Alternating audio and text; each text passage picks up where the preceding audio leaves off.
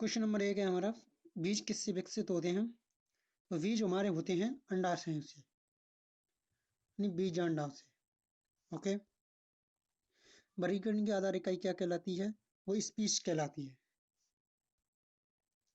तो कपास किस कुल से संबंधित है?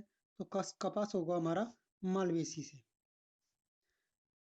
बैगन किस कुल का पौधा है? वह हमारा सोलेनेसी कुल का पौधा होता है। संसार का सबसे बड़ा पुष्प, यानी संसार का सबसे बड़ा पुष्प होता है रिप्लेसिया। ये रिप्लेसिया पौधे के द्वारा ही विकसित किया जाता है। किस पौधे में बीज होते हैं लेकिन फल नहीं होते? तो हमारे साइकस साइकस का पौधा एक ऐसा होता है जिसमें बीज होते हैं, जिससे हम सावधानी निकालते हैं। किस पौधे का फल भूमि के नीचे पाया जाता है? तो वो होता है हमारा मूंगफली। मूंगफली का पौधा का फल क्या होता है? हमारे नीचे पौधे के भूमि के फल नीचे पाया जाता है। नारियल का खाने योग्य भाग कौन सा होता है? तो वो होता है हमारा भ्रूण पोषण। सुगंधित पुष्पों में परागण किसके द्वारा होता है? तो वो कीटों के द्वारा होता है। जैसे हमारी ये मधुमक्खियां होती हैं, वो कीट कहलाती हैं। तो कीटों के द्वारा उसमें क्या होता है? परागण की क्रिया होती है। निम्न में से किस एक खेती पौधे का प्रत्यारोपण करके की जाती है? प्रत्यारोपण का मतलब किया जाता है उसे अपने हाथों से लगाकर की जाती है। तो इसमें अगर हमारा धान होता तो धान लगाते, लेकिन इसमें धान नहीं है, तो इसमें दिया गया है प्याज। प्याज को भी हम अपने हाथों से रोपकर लगाते हैं। कौन एक जीवित जीवाश्म कहलाता है? तो वो एक जीवित जीवाश्म कैसे? कि जीवित जीवाश्म इसलिए कि वो एक अपना ईंधन के रूप में, मतलब जीवाश्म ईंधन के रूप में काम में आता है, और इसे जिंकंगो कहते हैं। जीवन चक्र की दृष्टि से पौधे का सबसे महत्वपूर्ण अंग कौन सा होता है? तो वो होता है हमारा पुष्प, क्योंकि पुष्प में से बीज बनते हैं और वह बार बार रिप्लेसमेंट होते रहते हैं। संसार का सबसे छोटा पुष्प कौन सा होता है? तो वो होता है बुल्फिया। बड़ा पुष्प तो वो होता ही है रिप्लेसिया। संसार का सबसे बड़ा पुष्प किसके द्वारा उत्पन्न किया जाता है? तो हवेल हमने बताया था, वो रिप्लेसिया होता है। तो रिप्लेसिया द्वारा ही उसको पौधे का नाम होता है। वे पौधे जिनमें कभी पुष्प नहीं बनते हैं क्या कहलाते हैं? वो कहलाते हैं क्रोटोगैम्स। क्या कहलाते हैं? क्रोटोगैम्स कहलाते हैं। जिनमें कभी पुष्प नहीं बनते हैं वो क्या कहलाते हैं? क्रोटोगैम्स कहलाते हैं। प्याज किसका परिवर्तित रूप है? तो वो है एक तने का परिवर्तित रूप कहलाता है प्याज।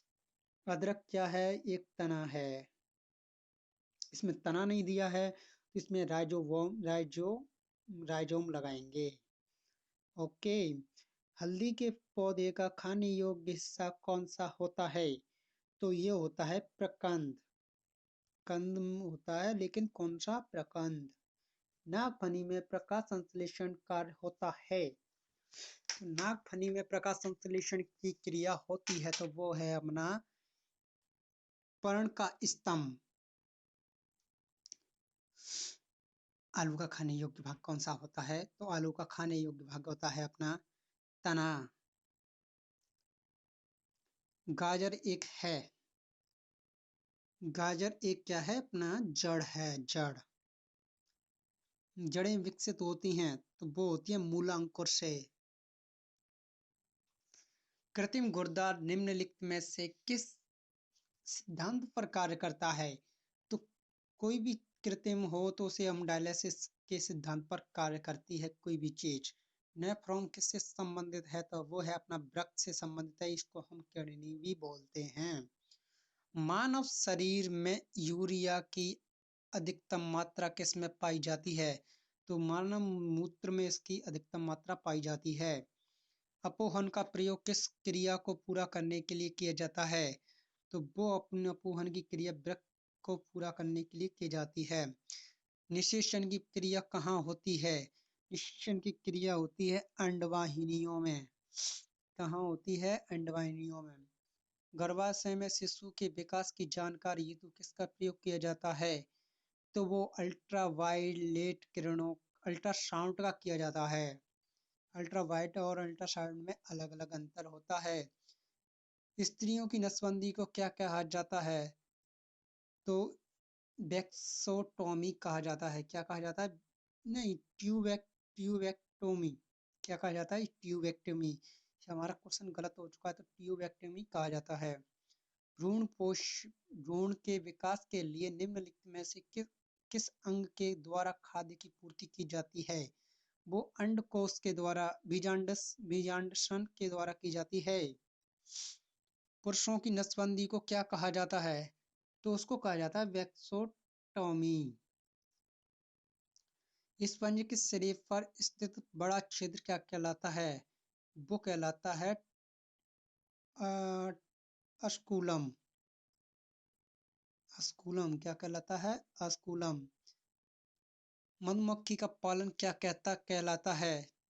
एपीकल्चर कहलाता है।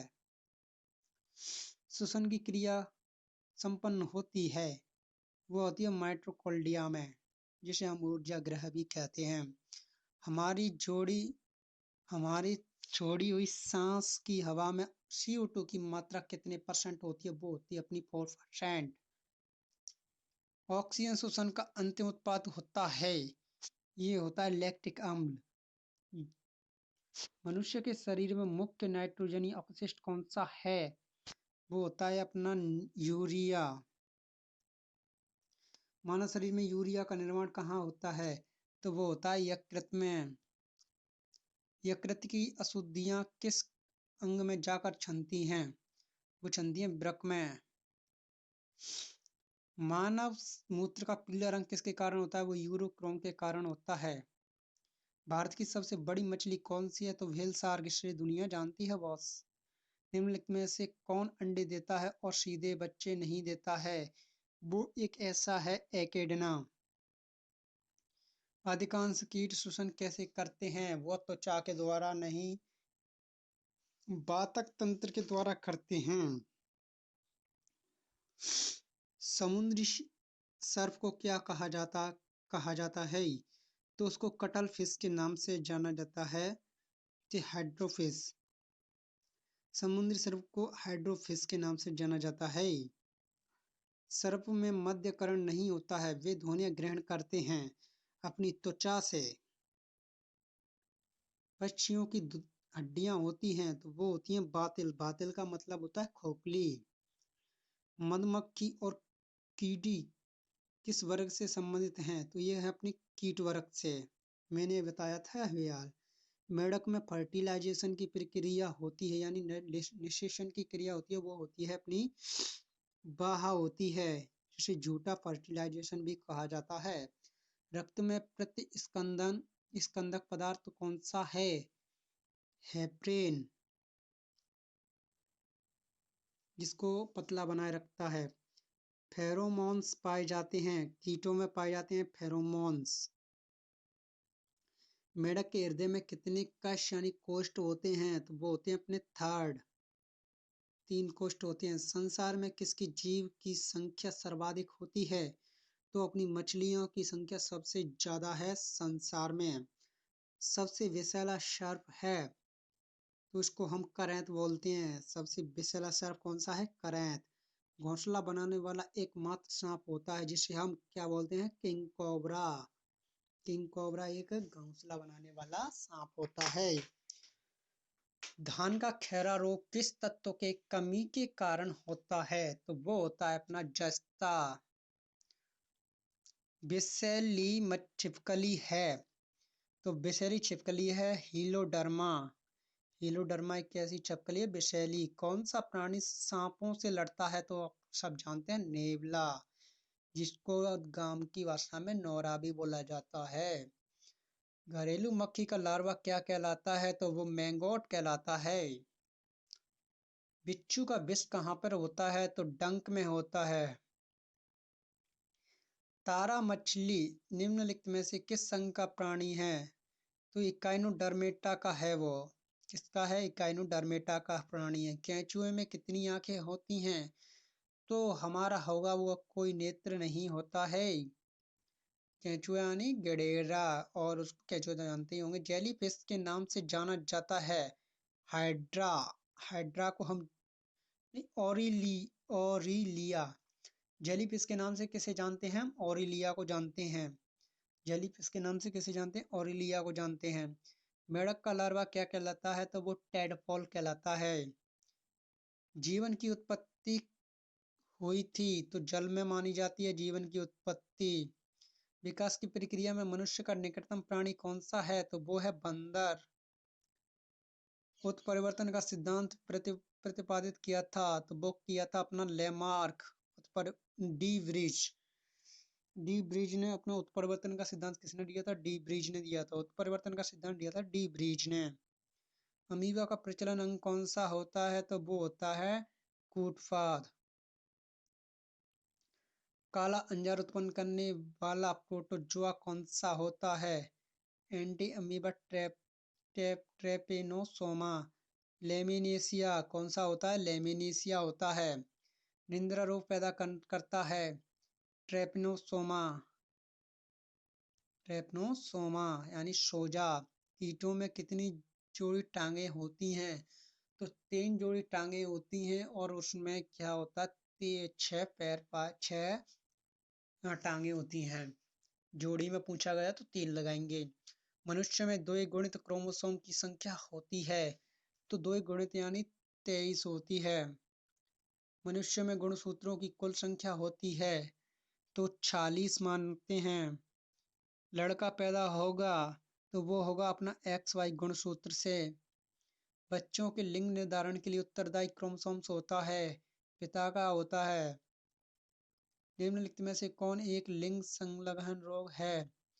तो लिंग संलग्न रोग क्या होता है? एक वर्णनंदता रोग वर्णनंदता बोला जाता है, जिसमें क्या है वर्ण मतलब उसमें रंग रूप अपने माता पिता के हिसाब से आते हैं।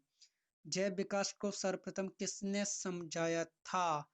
तो वो समझाया था हमारा लेमार्क ने। जीवों के प्राकृतिक चयन का सिद्धांत किसने दिया था? वो दिया था हमारा डार्विन ने। और नाभिरज्जु प्रोण संयोजी ऊतक होता है। नाभिरज्जु क्या होता है? एक प्रोण संयोजी ऊतक होता है। किसी जीवित देह के भीतर कोशिका या ऊतक की मृत्यु को क्या कहलाती है?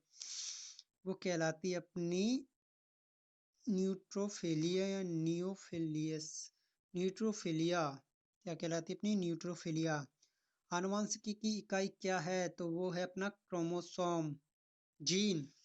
आनुवंशिकी की इकाई क्या है? जीन है। तो हमारे क्वेश्चन बहुत सारे गलत हो चुके हैं यहाँ पे।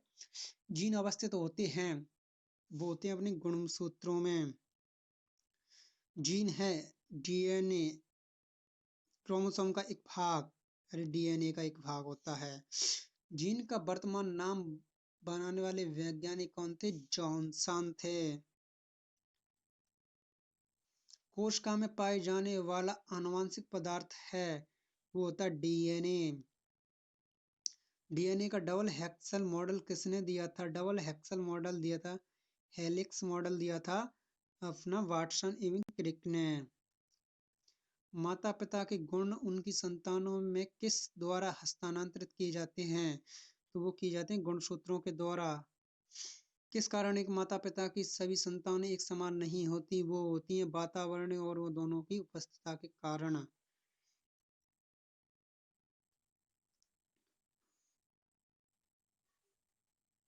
ठीक है, तो हम आगे बढ़ रहे हैं।